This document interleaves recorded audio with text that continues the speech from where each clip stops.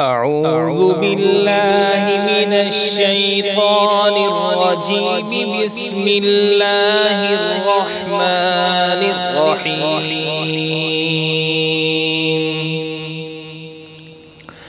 تلك الدار الآخرة نجعلها للذين لا يريدون علوا في الأرض ولا فسادا والعاقبة للمتقين.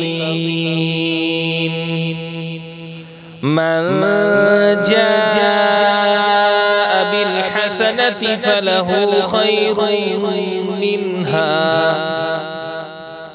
ومن جاء بالسيئة فلا يجزى الذين عملوا السيئات إلا ما كانوا يعملون.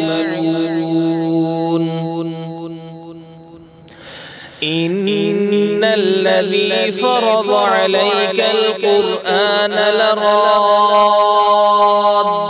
إلى معاد قل ربي أعلم من جاء بالهدى ومن هو في ضلال مبين. وما كنت ترجو أن يلقى إليك الكتاب إلا رحمة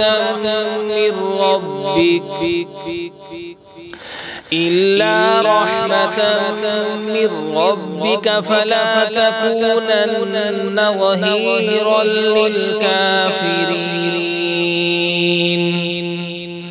ولا يصدنك عن آيات الله بعد إذ أنزلت إليك فادع إلى ربك ولا تكونن من المشركين. ولا تدع مع الله إلها آخر لا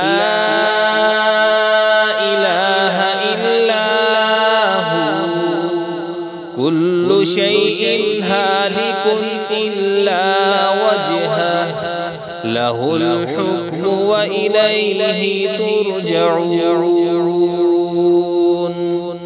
صدق الله العظيم.